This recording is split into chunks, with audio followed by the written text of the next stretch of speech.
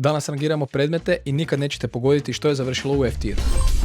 Predivan je dan, zato što se tier listić vratio, idemo rangirati predmete, krećemo s ovim opasnima, matematika je prva na redu, slušaj ovdje, neće završiti u F tiru, matematika ide u B tir, teška je, naporno je, ali matematika je pre cool jer te nauči da razmišljaš malo izvan okvira, da koristiš tu svoju glavu i vjeruj mi dobro će ti doći u životu. Tjelesni, goated, S tier, rekreacija, zabava, ekipa, svi na kraju valjda imamo 5, najbolji predmet, S tier. Znali vi to ili ne, ali mi živimo u Hrvatskoj i dosta je cool znat pričat naš jezik, neku gramatiku, možda pokoju lektiru pročitat. Idemo u S tier sa tim hrvatskim. Goated.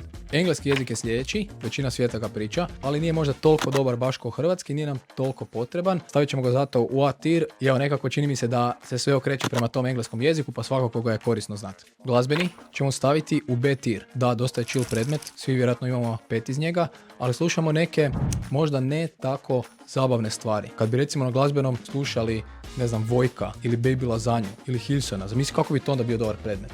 Leđi polugola na men! Dalje na redu dolazi nam vjeronauk, možda najbolji predmet ikad, svi imamo 5, dosta je chill, priča se isključivo o nekim dobrim, lijepim stvarima, kako da budemo dobri ljudi, kako da volimo jedni druge, S tier. Geografija, meni je to dosta cool predmet i možda sam malo pristran jer sam imao jako cool profesora, ali stavit ćemo ga u A tier, M što je to korisno znanje, M nije možda toliko teško, a i zna fakat biti zanimljivo. Povijest mi je nekako slična geografiji, pa će isto završiti u A tieru. Budimo realni, tamo ima masu zanimljivih priča i uvijek je o tome cool slušati. Međutim, nekad zna biti malo teška, ako moramo učiti puno onih godina, datuma i sličnih stvari. I zadnja stvar, likovni, idemo u B tier. Šta je uopće taj predmet? Malo crtamo tamo, malo se zezamo, neko se zamaže temperama i on ne može više tu majicu nositi. Ako ti se to dogodi, nabavi novu majicu na gradivo.hr/merch. Tako da stavit ćemo ga u B tier.